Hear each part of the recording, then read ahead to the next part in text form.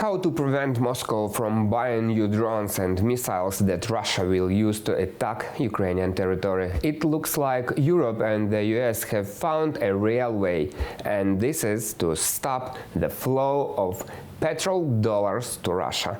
How will the price limit introduced by the West now work? How far can it limit the Kremlin? Is it capable of becoming a powerful means of pressure to the end war in the future? I'm Oleksii Matsuka, and in this video we will answer all these questions. The sale of crude oil is one of the main sources of income for the Russian budget, and it would seem, well, what can change this? It's not just about Russia. This market didn't like restrictions. The exporting countries always agreed only among themselves. But since December 5, oil restrictions have been in effect. And in fact, this is a revolution in the oil market. Western countries, and not without controversy, nevertheless agreed Russian oil should be sold no more than $60 per barrel. You will say it seems to be a slight decrease in prices. After all, before that, albeit at a discount, it was sold for $65–70 for a barrel. But as Western diplomats explained to us, this is precisely the trick to accustom the market gradually, and to start with a price that will not force the Kremlin to make a démarche and generally stop deliveries, provoking a crisis. The experts are talking about it too. The task is to limit the income of the Russian Federation. If the price cap is set at $30 per barrel, this may provoke actions by the Russian Federation to limit oil supplies to the market. This, in turn, may raise speculative oil quotes to the level of $100–130 per barrel. This means that Russia would receive super profits from the sale of its own oil. Gennady Ryabtsev, Energy Sphere expert.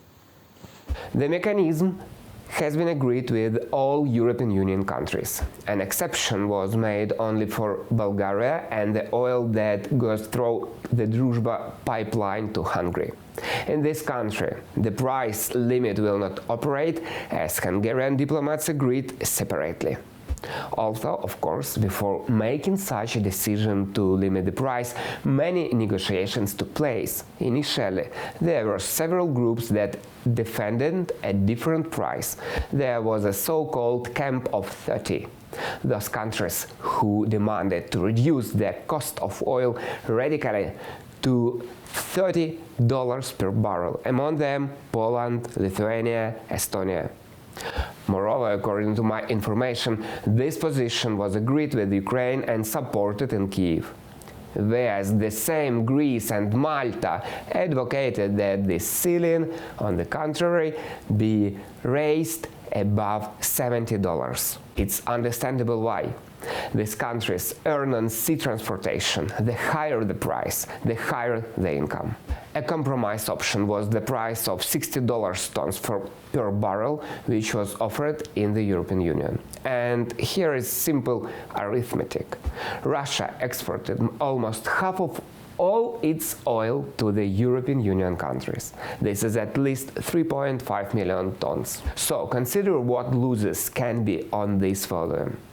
The embargo will lead to the fact that the income of the Russian Federation from the export of crude oil will now be halved. The EU and G7 have left themselves the opportunity to regularly review the level of this ceiling. Andriy Klimenko, editor-in-chief of the Black Sea News portal. The same is said in the United States Department. After all, launching a new mechanism, even with a small difference in price, is much more difficult than lowering the price later. And theoretically, this can no longer be done at the level of heads of powers or governments, but, for example, by bringing together finance ministers. That's without delaying the process itself. And unofficially, American officials share such plans to reduce the price even more over time. This was hinted by US Deputy Secretary of State Victoria Nuland while on a visit to Kiev. The goal here is that as Europe weans off Russian oil and puts some restrictions on it, we collectively continue to cut Putin's oil revenues, not just in Europe but around the world. Victoria Nuland, US Deputy Secretary of State. And here, two in one. The goal is both to stabilize the oil market, then to create insurance against sharp price increases and to deprive Russia of the opportunity to earn money for the war. This means that such a step could slow down the activity of the Russian army or disrupt new contracts for the purchase of weapons. We believe this will hurt Mr. Putin's ability to profit from the oil market. This will also be regulated. This does not mean that we cannot go back and revise this ceiling if we need to. John Kirby, Coordinator for Strategic Communications at the U.S. National Security Council. That's this agreement, if we take a very common example, is like a marriage contract, but only between countries. When it exists, then with the details who will subsequently wash the dishes or clean the house, they will sort it out in the process. So here too, the base has been created. Further, if necessary, there will be an adjustment. Moreover, depending on how events will develop on the Ukrainian front. The flexibility of this mechanism is at its core. After all, we do not care about the idea itself to set a price limit, but about the results that we want to achieve thanks to this limit. And flexibility in setting the price cap is absolutely essential if we are to achieve the two goals of ensuring global energy security and taking away from Putin super profits that are being used to fund the war. Emily Blanchard, Chief Economist of the US Department of State. And here it would be good to figure it out. How will Moscow try to counteract this? Moscow's financial losses will be colossal, and it will not be possible to quickly reorient the market, for example, to Asia. Russia will have to spend decades building new pipelines. In addition, it will not be able to redirect gas and oil supplies even by sea. So a tanker with energy resources goes from Russia to Europe for about 5 days, and to Asia from 65 to 75 days. Fatih Birol, economist. And so that Russia doesn't try to circumvent the sanctions, an insurance boycott of those tankers that will transport oil purchased at an inflated cost is envisaged. A simple example is that a traffic jam of oil tankers has already formed off the coast of Turkey. This is reported by the Financial Times. Almost 24 ships with the crude oil are waiting to pass through the Bosphorus, Turkey. The traffic jam arose due to the fact that Ankara demanded confirmation of insurance from the tankers, and this is only the beginning. After all, in this case, the restrictions themselves apply only to oil loaded on the day the sanctions began and not when it's already at sea.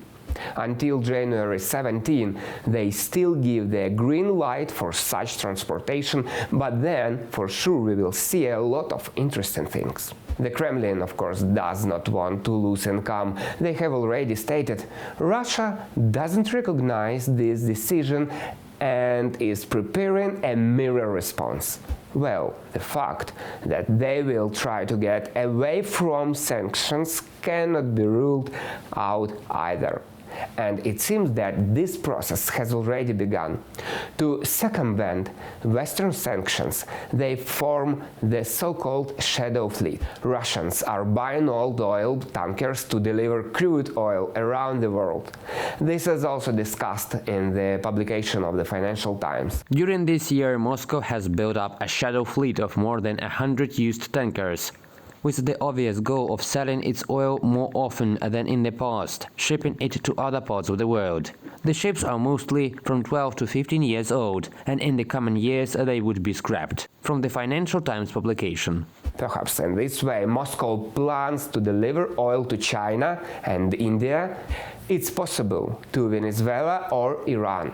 Well, as an option at reduced prices in exchange for the same Shahed drones with which Russians were hitting Ukrainian infrastructure for a long time. However, the larger the scheme, the more difficult it will be to bring it to life.